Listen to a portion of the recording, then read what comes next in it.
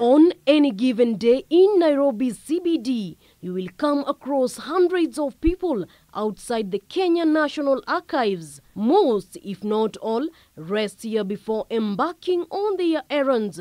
Some also use this famous building as a rendezvous point. Archives najuanga sijawahi ingia na sijui nini iko ndani. I was curious to find out how many people had stepped inside this building. I haven't been quite inside. I only see it from the outside, and well, it's a large building with, looks like it's got a lot of security or something to do with confidentiality. So I'm not sure, yeah. Archives nimejuanga tangu kitambo. Mimi kujanga hapa kama nangojea mtu. The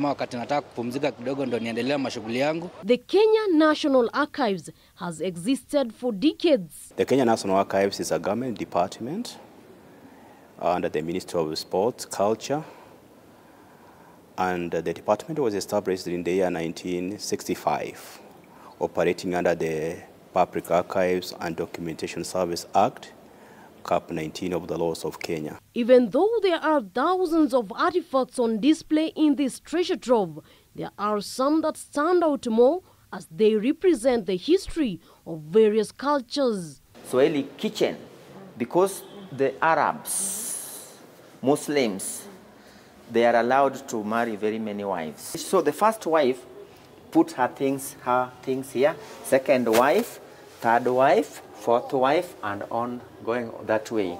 So which means they cannot fight for a cooking place for a space. So it was a traditional way to bring peace in the kitchen. There are also relics that will make one appreciate the contribution of freedom fighters in the independent fight. This is treasury boxes.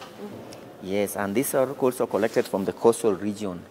And this is, if you hear about the slave trade, this is a good example of a very heavy box that was being carried by the slaves. So the royalties used to put the important items inside here. For example, money. While we are encouraged to wear masks, currently due to the global pandemic in the 19th and 18th century, masks were worn to convey certain crucial messages. This particular mask, for example, this was a funeral mask. Kenya's political history is documented here in its purest form. Among the artifacts here is the original seat used by the first president of Kenya, the late Mzee Jomo Kenyatta. Different representations of various Kenyan tribes are showcased at this facility. Among these are weapons, musical instruments, and African garments.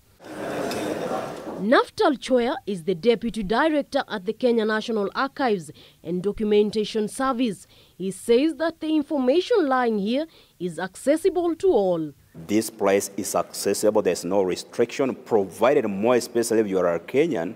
This is our heritage place. Come and enjoy the National Archives. While some Kenyans might think that the protocols to access the building are complicated, Choya says that the procedure is simple. I've thought of that, but lacking an opportunity or not knowing what to do for me to be in. Initially, we used to allow people to come free.